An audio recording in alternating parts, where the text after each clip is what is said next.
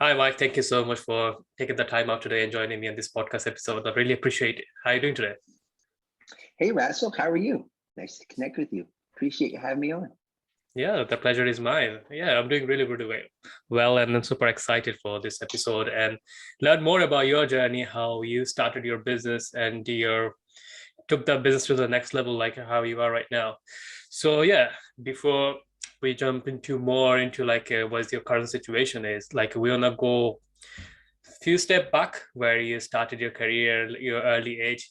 You Okay. did you always know like you wanted to be entrepreneur or business owners, or like is something you found out later on during your life? I I I I didn't know I wanted to be an entrepreneur, but my actions were leading to that place, if that makes sense. Yeah.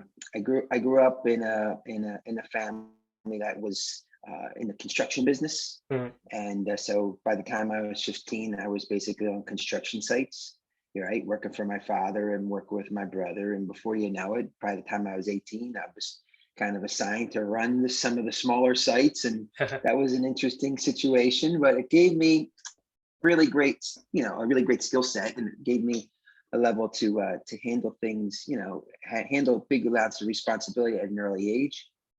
And from there, it was a matter of me kind of using that as a way to pay for my school and Yeah. and get through that process. And then ultimately, I wound up getting a degree in accounting, and then I went on to law school. And ultimately, I wound up going back to the construction and real estate development side of things in Mhm. 2003, when I decided to start buying property and real estate. And Yeah. my goal and my job was to, my intention was to build a real estate portfolio with like mixed use properties in southern New Jersey. That's kind of Right. where I was from, and things were going well. But and I go into this quite a bit with folks I coach with. Everything was going very well until the ego got in the way. Number one. Number two, I was one of many people who got caught in the crossfire of the 2008 meltdown. Right. That found me in a very challenging situation, because I had gone from looking to conservatively build the portfolio to being more aggressively building spec houses and doing developments and things that were had a much higher risk level. Mhm. So I found myself stuck, like many other developers, with houses that weren't moving, and it was, let's say, a very challenging situation. Yeah. But it it taught me a lot through that process. It's allowed me to really delve into things where, when I was really at a real low point and I really Yeah. needed to realign what I was going to do with my life, and how I was going to recover from some pretty substantial losses. Yeah. It gave me the opportunity, through really things that were beyond my power and even beyond my knowledge, where I was introduced to personal development. Mhm.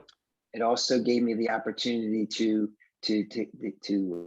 be open to new opportunities that resulted from that personal development introduction. And I always love telling the story about how that came to be, because it was one where, when they talk about the universe is speaking to you, Yeah. Yeah. I was in a situation where I was um, I was coming off the heels of that major setback, and I began doing legal work again, just so I Okay. can create income. Yeah. And I was very angry and frustrated at the time. And this is back in, like I said, about 2008, 2009.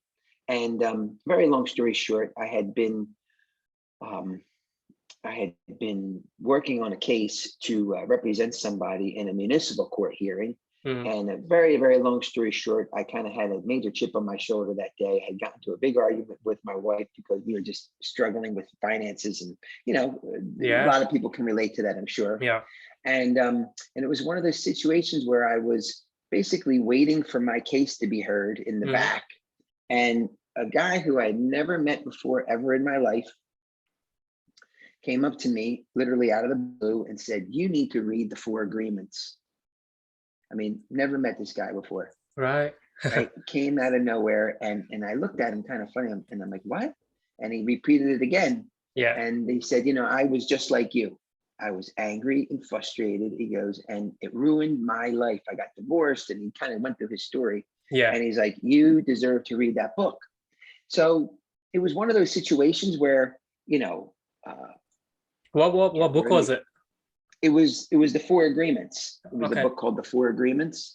And coincidentally, I kind of took that as a sign, and I actually, instead of ignoring that advice, I Yeah. figured this guy came out of nowhere. And lo and behold, I ordered the book and I read the book, and that was the first introduction into uh, an understanding of how to limit negative self-talk. Yeah. Right?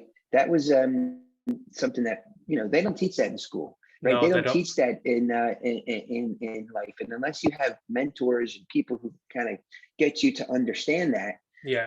many people really struggle with a lot of that negative self-talk and really beating themselves up Mm. and not understanding how to put it into context. So that book led me to another book called The Psychology of Achievement by Brian Tracy. Yeah. And that was another book where it began, the light bulbs were just going off. And that kind of really was the spur of me kind of doing, going on that journey, and then really like looking towards, more of other entrepreneurial things. Yeah. All right, that was probably a long answer to your question, but I hope I hope people who listen to this, get inspiration to. Yeah, Those are two definitely. great books, Yeah. and of course I've read many, many since then. But those were the intro for me. Yeah, that's a great intro. I know it's like a really tough time you had to go through, but when people hear them kind of story, they can relate it to that, because we have like a lot of entrepreneurs listening to this show, and one in another way, like they got hit in 08, 09, probably during the pandemic as well, like a last year one. So like when you 100%. got lost your portfolio, did you lose all of your asset on 08 or I 09? lost I lost the big chunk of what I had built up. There's no Yeah. doubt about it. So I literally had to rebuild. I kind of had to move into one of the houses that I had built. I sold my other house. It was a real scramble. Yeah. And, it was one of those situations that, that I had to just kind of hunker down and do it. But again, it was worth it. I think a lot of folks who look at other people who Yeah. are in entrepreneurial situations, or they look as, oh my gosh, that person's successful, or this person has a lot of value, what have you. They don't really know, they know the glory, I think it's that saying is, you know the story, but or you don't, you know the glory, but you don't know the That's the story. story. Yeah. That was definitely one of many. I mean, I've had many situations that I always tell folks that, I developed my level of wisdom just Mhm. through mistakes and challenges that you know you go through when you are taking risks. Yeah.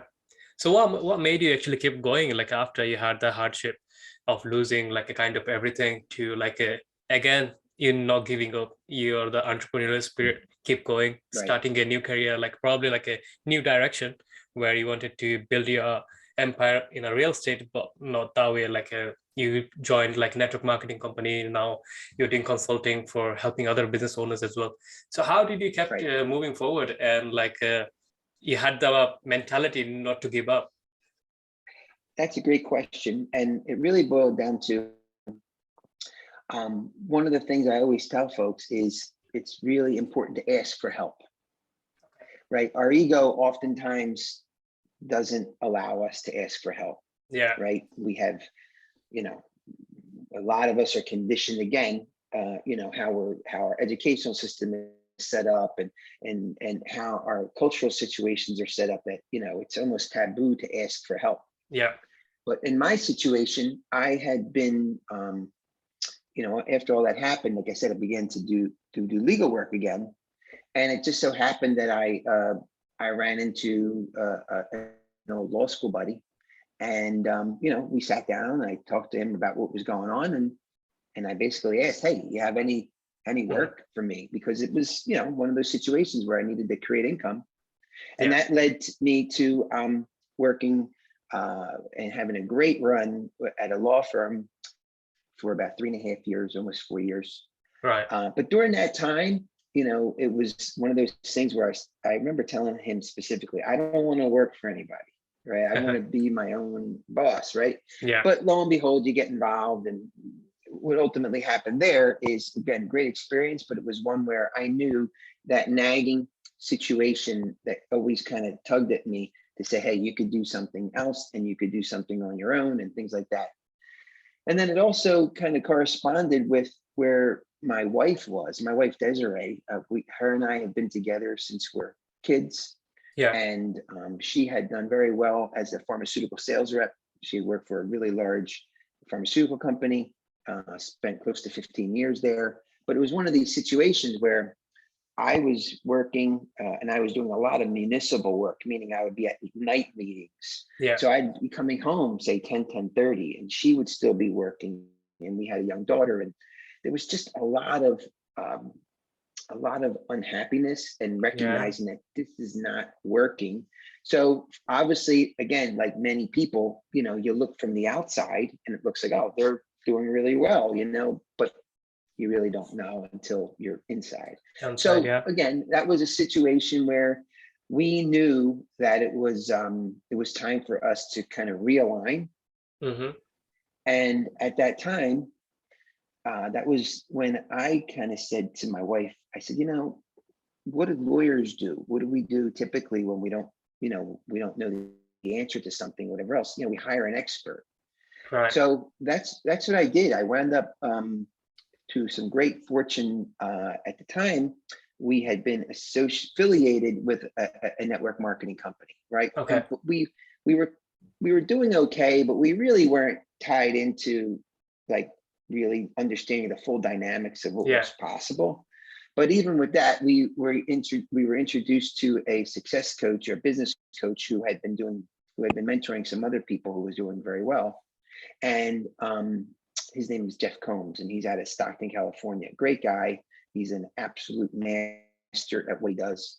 Mm-hmm. And long story short, I got introduced to him, and I went ahead again, recognized I required some assistance and some help, called him. And from there, he introduced us to one of his clients who was involved with a company that he highly endorsed. And he said, you guys, you need to really understand how to build leveraged income. Yeah. Because I had told him one of our things was we wanted to get out of New Jersey, right? We were kind of sick of the winters, and we wanted to be a little bit more mobile and have more control and time freedom. That's always usually the thing. Most folks want time. Yeah. Right? They want to be able to dictate how they can operate each day. So it's always about time and having control over it. So from that, we were introduced to a company, like I said, a company was called Isogenics. And we went ahead and my wife kind of took the lead, and I was supporting her. And I never forget it. She quit her pharmaceutical job. I was on my own. And I basically said, don't worry about it. I'll do whatever I got to do to leave the lights on, just stay focused. Yeah. And, over the course of, within 2 years, we were really into momentum. And then I kind of joined her full time. We spent about 5 years together working in the business, and it was just an amazing opportunity. And that allowed us to do exactly what most people want, is to be able to have time freedom Yeah. and to be able to create a residual income that would allow us to level up and build new skill sets. And I would tell anyone now more than ever, it's extremely important to constantly be reinvesting in your skill set. Yeah. Yeah, and that's great. So you saw the problem like is happening is nearly breaking your kind of relationship, and both parties are unhappy, like you and your wife, because of the long hours you're working, and her schedule is like a totally different. And that actually affected like I saw like the same thing with my wife when she was working in a school. She used to come like at 6 p.m. and I'll finish like at 4 o'clock or something. But even then, like when she comes, she's tired. She have to go to bed 8 o'clock because she had to wake up super early, 5, 6 o'clock, because she's starting her shift at 7 a.m. And then there is a transportation and everything. But when, during the pandemic happened, and everyone got told like you work from home, and our relationship got so much stronger because the time we had. And then like she resigned, I told her, look, what do you want to do? Like we're not financially have an issue, but our relationship got stronger. Let's start a family and let's see how everything goes. But now she's loving it every single day, and it helps me as well on my mentality way. Like now every morning I wake up, I'm happy I'm seeing her. Before that, every Monday morning I get anxiety, like a Monday anxiety, but people normally have because if they don't like their job or enjoy something. But what I used to feel like during the Saturday and Sunday, because I'm with her during the weekend, I get so attached to her. And Monday Right. morning happens when she leaves for her work because I'm working from home, and that feel like a detachment anxiety you have, and that was like really really bad, and it affected me. I didn't really want to do any kind of work or during the day. I felt like proper alone, and then yeah, during the pandemic, it's changed everything. Our relationship got stronger. My mind and mood goes so much better compared to it used to be. And similar to goes with you, like you saw the problem and you try to fix it, like changing the career. But most often the time, we see like people don't even recognize that there is an issue. They seems like they're working 18 hours, 15 hours a day, and that's quite normal. And they eventually having a divorce or getting married 2 to 3 times, or like changing different partners. They think this is the problem with the partner, but actually it's like their time. They're not putting the attention on the family. So how important is like having a good relationship with your partner or your spouse while building a business? I think it's extremely imperative. I mean, I've consciously made decisions full well knowing that my one of my main goals in life and Yeah, intention is to maintain a strong relationship with yeah, my wife and be there for my daughter. Because time goes very quickly, it's true. and uh, we've all heard that saying that when people are on their deathbed or on their last days, they're never really they're never really living in the level of regret regarding, geez, I wish I would have bought the other car, or I Mhm. wish I would have gone to this or that. It's all about meaningful relationships Yeah, and making a positive contribution as much as possible, and being, the term I like to use is purposefully aligned. Being purposefully aligned in where you feel is your highest and best use as a human to serve other folks. So that's why I feel very lucky to be where I'm at now, where I feel totally in alignment with what I'm doing, mhm. because it's very authentic to me. I was very fortunate to have many business coaches through the years, and I Yeah, still work and have mentors who help me level up, who help me understand kind of where I may be not operating at my highest levels, or they're always a few steps ahead from where so I watch and I learn and I ask questions, and now being able to do that with other folks is, like I said, is a real gift, and I love doing it, and I love working one on one with people. It's very rewarding. I like to delve in deep, and I always like to tell folks, because of my background. I mean, if you look at someone's, we all have different personality traits, yeah, as far as if we're. So me, I'm very, very empathetic, but I'm also very analytical. Very split down the middle between left and right brain.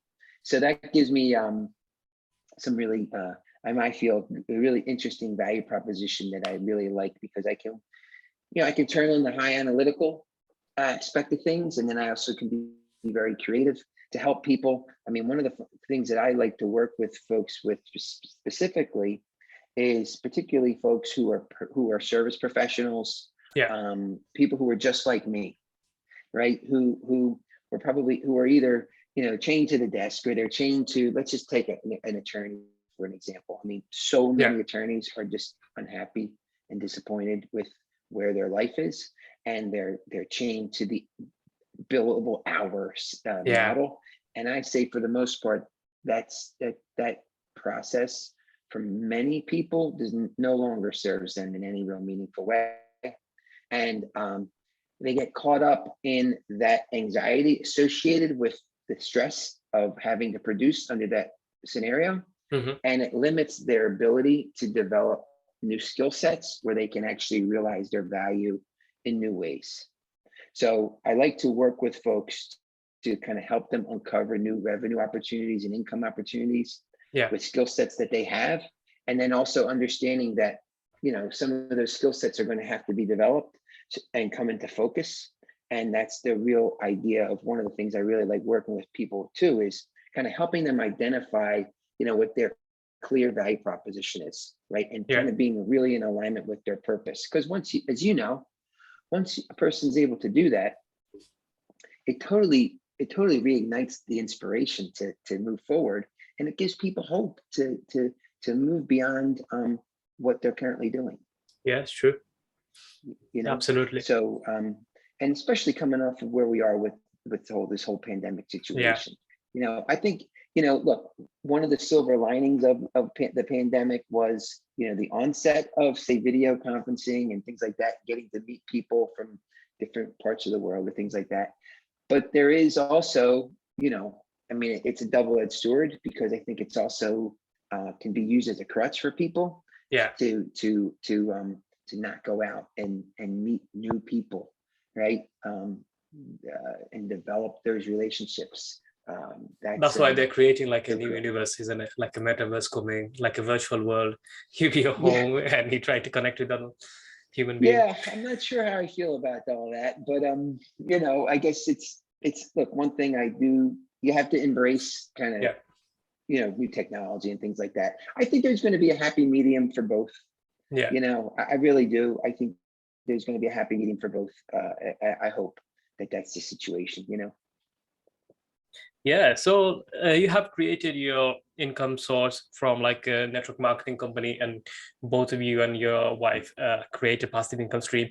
So why did you choose to start consulting business owners right now and helping them? Is there some kind of purpose or another passion of yours to help other business owners to success? Yes. Well, I have been coaching and mentoring people and advising people, obviously, as an attorney, Yeah. for over 20 years. And then, of course, when we entered into the network marketing world, and I was introduced to a lot of the concepts, I always say it's like that was even though I had my own business before, Yeah. as a real estate developer, that was always very introspective, meaning that I shouldn't say introspective, but it was always about me, right? Mm, It's always about me, me, me.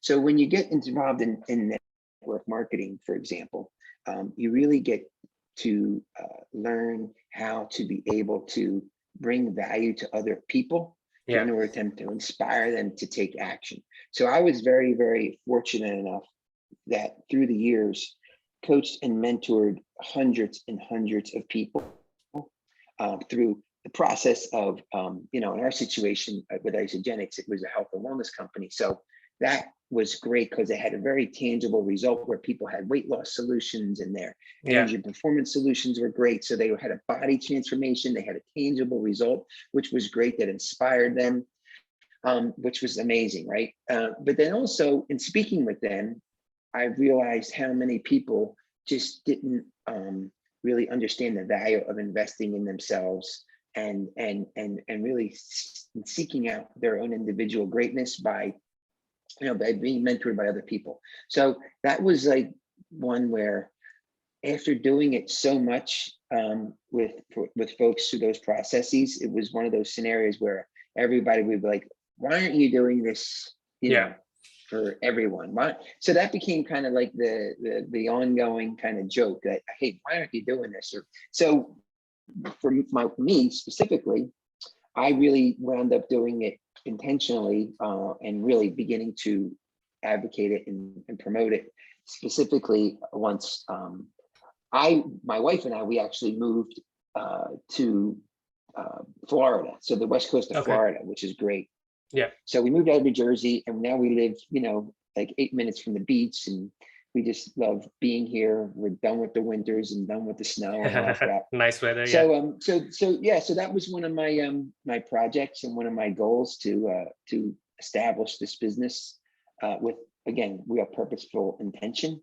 And I feel that being able to work with service professionals and entrepreneurs who are really, who can benefit from, Mm. all the experience I've developed over the last 20 years as an attorney, as a business owner, as an entrepreneur, so they can, really operate in an inspired space, right? And Yeah. learn and be mentored by someone and have that trusted advisor type situation. I really love that.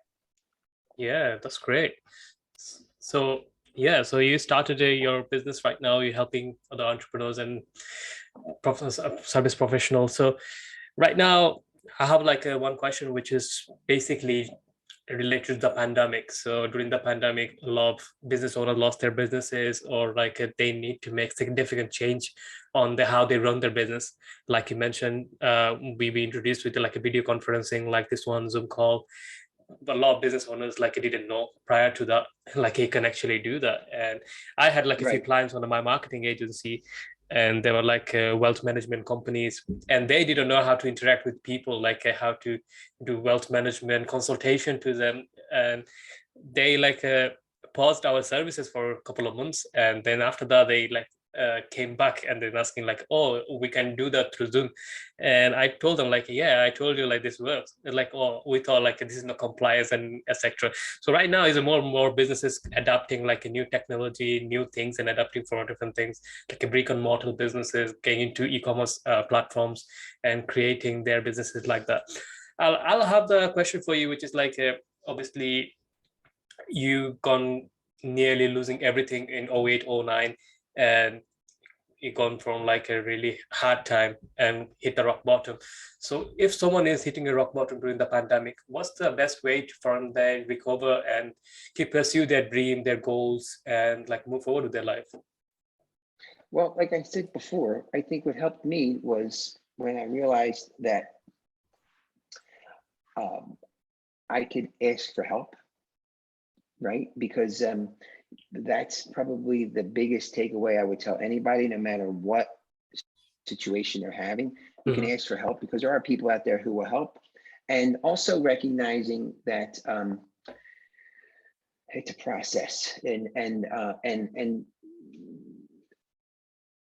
all life, there's hills and there's valleys, right? Yeah. So the goal is to make sure that as those hills and valleys occur on the external side of things, you have to develop the skill set, internally, to be able to maintain a level of steadiness, right? Right. And not emotionally attach to all the external factors that could drive a person to really be unhappy or be completely overwhelmed or be overwhelmed with anxiety, resort to things that are no, that are maybe quick fixes, Yeah. the drinking and all those things that we all kind of realize that they can really become counterproductive, and they're usually just short-term fixes to situations. So I tell folks that, if you could, number one, ask for help. Number two, just invest in yourself to develop those internal skill sets to Yeah. be able to limit and manage the levels of stress and anxiety. And I also would say, when I talk to and I coach people, I often want to make sure that they're doing things which are for them.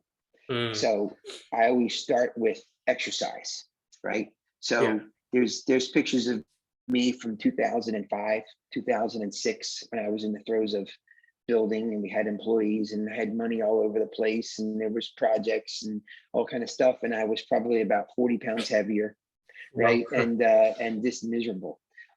So those are things that I tell folks are really good ways. You have to be able to recognize you deserve to invest in yourself, and Yeah. that's something you have to consistently do. And then allow yourself to put yourself in a situation where you could really develop like the body chemistry sometimes, where you can feel good exercise, good good sleep, good nutrition. Yeah. These are all good things that will help you elevate. And then, talk to folks. I mean, I tell folks all the time, I as as much as I've mentored people, for free constantly. And I always tell folks even now, like, hey, just send me a link, send me an inbox. I'll be happy to spend, Yeah. 15 minutes, half hour with you, just help you get sorted, right? To get yourself in alignment. So that's what I would say, because otherwise you kind of just get stuck in that negative loop of anxiety, overwhelm, Yeah. oh woe is me syndrome. That's no good. Whenever you feel like that, do those things I just mentioned, and then also just embrace gratitude, do things for other folks. That Yeah. always helps. And then also it's a matter of actually getting to work too. Like, do something where you could actually feel that you're making a contribution. Yeah, like taking action. So if you see the results, then you get motivated, right? Rather than laying down bed all Yeah, day. Yeah.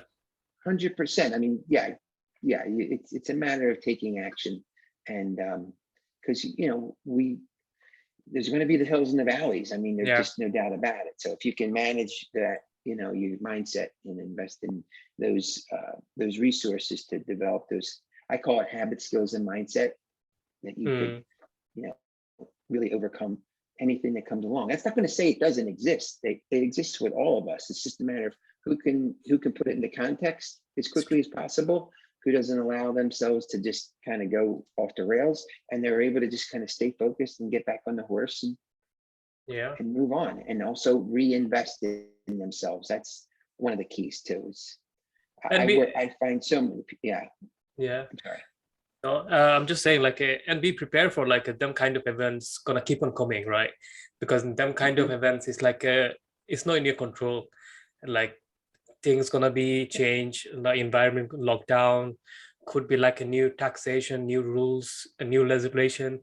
Like in UK, we're seeing like from doing a business with Europe, any transportation business, there is so much regulation right now, and a lot of businesses getting out of business because of the taxation and everything else. So these things like always going to be there. I'm going to interview one of our business owners. He was nearly got bankrupt like 4 times, and he got heart attack and everything. And right now he's making an exit of selling his company for $30 million or something like that. So well, you make a good point there, and I think yeah, just to